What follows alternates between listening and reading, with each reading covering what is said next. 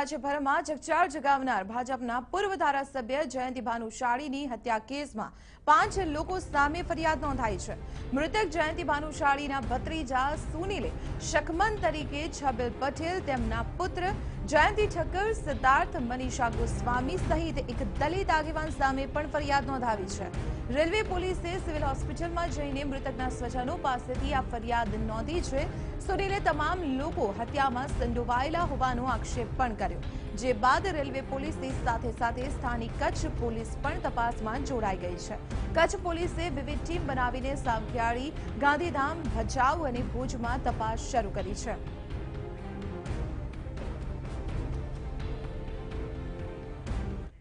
વિગતો મેળવીએ સંવાદદાતા અજીત ગઢવી પાસેથી। અજીત, જયંતિ ભાનુશાળી હત્યા કેસમાં હવે 5 લોકો પર સમગ્ર તપાસનો દોર જોવા મળી રહ્યો છે। કયા પ્રકારની તપાસ અત્યાર સુધીમાં કરવામાં આવી છે અને જે 5 લોકો સામે આરોપ લગાવાયા છે, કયા પ્રકારની સંડોવણીના આરોપ છે?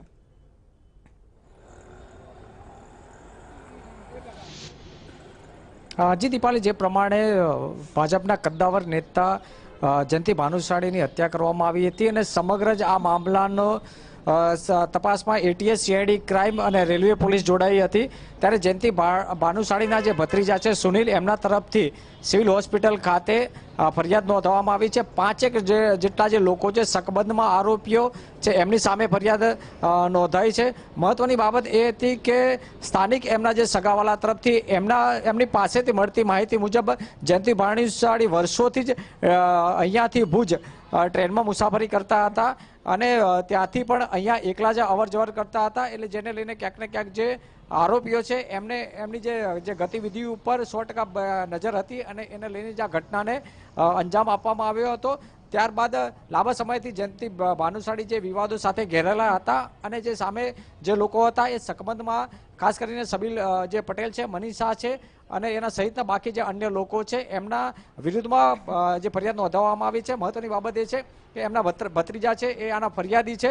હત્યા અને કાવતરા સહિતની કલમોને લઈને રેલવે પોલીસે આ હત્યાનો ગુનો નોંધી અને તપાસનો ધમધમાટ શરૂ કર્યો છે। બીજી મહત્વની બાબત એ છે કે 10 જેટલા એફએસએલના ડોક્ટરો સહિતની ટીમે વિડીયોગ્રાફી સાથે જયંતિ ભાનુશાળીનું જે હતું પોસ્ટમોર્ટમ કર્યું હતું। પોસ્ટમોર્ટમ કર્યા બાદ કાલ સવારે એમના સગાવાલા તરફથી 8 વાગે એમનું જે બોડી છે અહીંયા લઈ જવા, એમનું જે નિવાસ સ્થાન છે ત્યાં લઈ જવામાં આવશે અને ત્યાં એમના નિવાસ સ્થાને એમના જે પાર્થિવ દેહને ત્યાં રાખી અને ત્યારબાદ એમનો જે અગ્નિ સંસ્કાર છે એની કાર્યવાહી પણ અમદાવાદ ખાતે જ કરવામાં આવે તેવું એમના જે પરિવારજનો છે એમને અહીંયા જણાવ્યું હતું। દીપાલી જી અજીત, આભાર માહિતી આપવા બદલ। તો આપણે જણાવી દઈએ, જયંતિ ભાનુશાળીની હત્યા બાદ તપાસનો દોર અત્યારે ચાલી રહ્યો છે, ત્યારે આ સમગ્ર મામલે 5 લોકોના નામ સામે આવ્યા છે।